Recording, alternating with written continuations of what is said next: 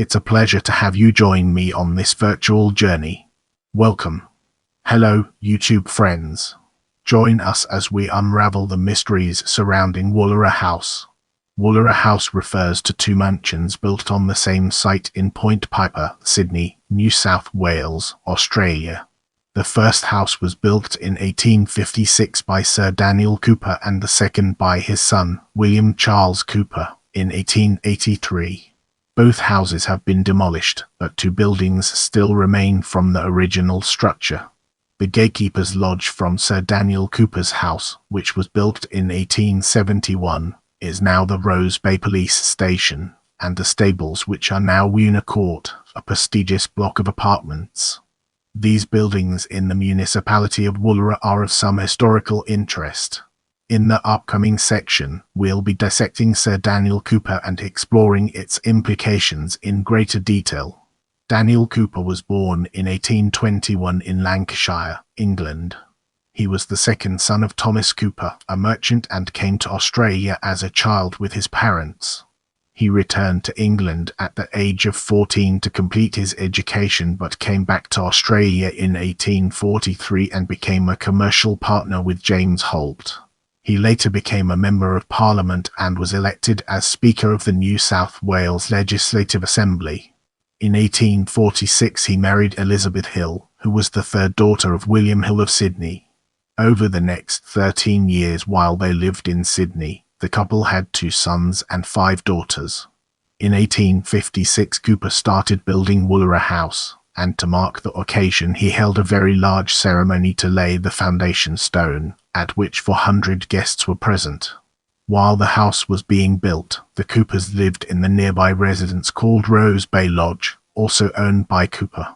It is not certain when the Cooper family moved into Woollahra House, although it was before 1860, as there is a birth notice for a son born at Rose Bay Lodge in July 1860 to the wife of Walter Lamb, who were known to be renting the lodge at about this time. Cooper sailed to England with his family in 1861 and did not return. Cooper retained ownership of Woollahra House for the next 22 years while he lived in England. Anthony Trollope, during his visit to Australia in 1873, made the following observations about the original Woollahra House. In the upcoming section, we'll be dissecting Edward Smith Hill and exploring its intricate connections to our topic. Edward Smith Hill was the brother-in-law of Sir Daniel Cooper. He came to Woollahra House in 1862 and stayed there until his death in 1880. His obituary of 1880 says that he resided at Woollahra House for the last 18 years. Hill was the brother of Daniel Cooper's wife, Elizabeth, and of George Hill, who was the mayor of Sydney in the Ers. Hill was born in 1819 in Sydney. His parents were William Hill and Mary Johnson, who had both been convicts and had subsequently acquired wealth through business. In 1844 Hill married Mary Ann Pye, the eldest daughter of Joseph Pye Esq. Hill became a wine and spirit merchant, and by the time he moved into Woollahra House he had retired and become a naturalist. He wrote several papers on flora and fauna and was interested in geology. Hill died after a long illness at Woollahra House in 1880, survived by his widow, Mary. In the upcoming section, we'll be dissecting William Charles Cooper and exploring its intricate connections to our topic.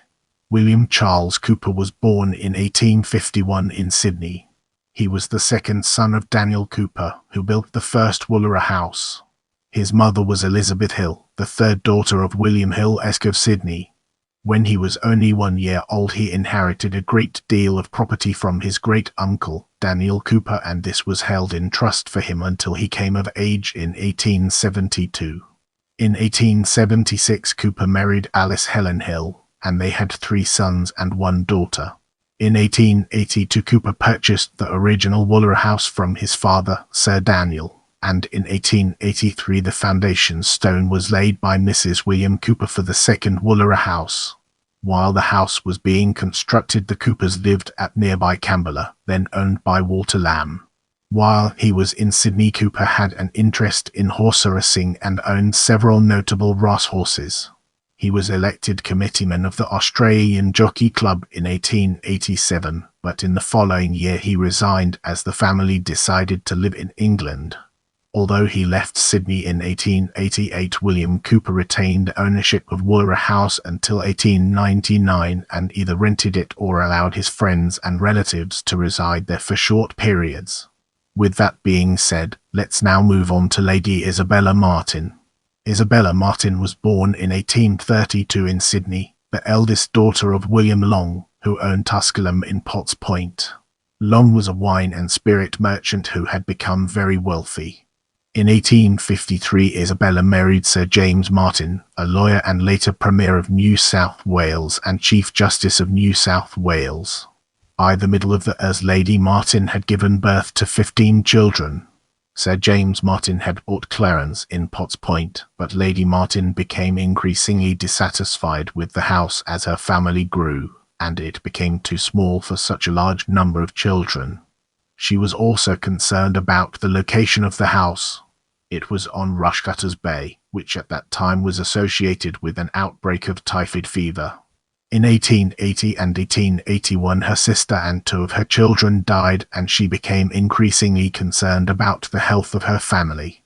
She had inherited considerable wealth from her father, who had set up a trust fund for her in his will. In 1882 she left her husband and, with her own wealth, rented houses further away from the central part of Sydney.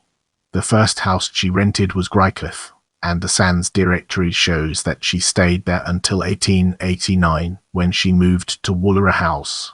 At this time the house was still owned by William Cooper, who had moved to England. The Sands Directory shows that she rented Woollahra House from 1889 until 1892. The beach at the front of the house was later named Lady Martin Beach in her honour. As we progress, let's shine a spotlight on Sir and Lady Parston Cooper and examine its intricate interplay within our topic. Sir and Lady Astley Parston Cooper were English, and they lived at Woollahra House during a visit to Australia from 1896 until 1898. They frequently appeared in the social columns of the Sydney newspapers because they liked to entertain. The Sydney Mail gave the following description of a garden party held at Woollahra House in 1897. In 1898, William Cooper decided to live in England permanently. In 1899, the estate, which at that time was 16 ha, was subdivided and put on the market. Woollahra House retained 2 ha of this area. A description of the house was advertised as follows. In the upcoming section, we'll be dissecting Thomas Longworth and exploring its intricate connections to our topic. Thomas Longworth bought Woollahra House in 1899 and lived there until his death in 1927. Longworth lived in Woollahra House longer than any other resident. Born in 1857 his parents were Thomas Longworth and Rose Gardner, who were from the Channel Islands. Longworth worked in a coal mine, first in Newcastle and then in when the family opened their own small mine there. In 1884 he married Frances Nowlan, and over the next 20 years they had a family of 7 sons and 2 daughters. One of their sons, William, was a very good swimmer, and while he was a resident of Woollahra House, competed at the 1912 Olympic Games. In 1894, Longworth became a member of the Great Cobar Mining Syndicate, which reopened the Cobar copper mine and considerably expanded and improved it. In 1908, this syndicate founded the Australian Woolen Mills and Longworth was the chairman until 1927.